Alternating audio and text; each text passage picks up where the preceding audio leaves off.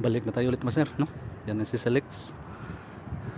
Diyan kadadaan, diyan ka magbayad.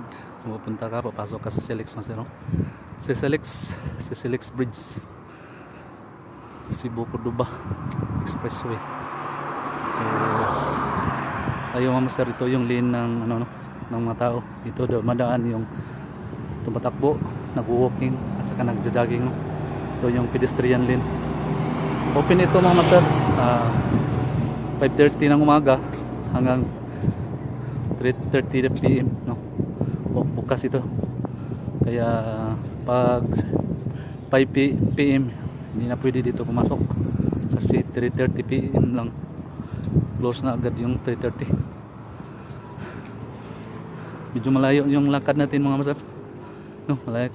Malayo yung tatakbuhin natin. Lakad-lakad muna tayo kasi parang maganda yung view yata. So kita mo yung may mga bangka dito. So text lang natin yung view mga master, yung mga timberland, yung mga bakhaw, no? Mga bakhaw sa dagat, nagbarog kilit-kiliran sa mga baybayon, no? Mga batong dagko na nagtindog, nagbarog, no? So diyan mga master, mayroon siyang with bridge station. Mabigat yung sakyan mo dito tinitimbang, no mga master. With bridge station diyan, pwede ka magbayad ng card master, pwede ka magbayad ng cash diyan sa ano, sa station na yan. Lahat ng sasakyan dadaan sa CCLX, hinto sila diyan kasi magbabayad sila ng toll fee. May toll fee kasi.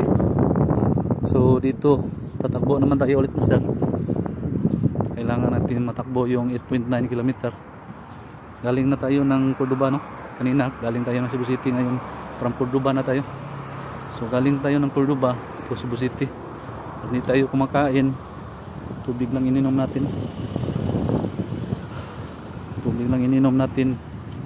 Wala tayong kain, no? Para hindi mas bigas sa tiyan. Busog pa naman tayo. So ito mga master, no? Ganda yung mga bakhaw mga master. Tingnan mo mga master, maganda yung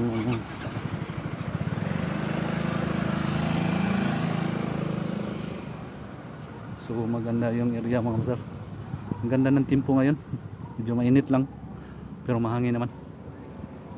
So ito yung pedestrian, dito dadaan yung mga bisikleta, nag-walking, nag-jogging, dito sila dadaan mga master. So yan, takbo naman tayo ulit para sweet yung pasingot. So let's go.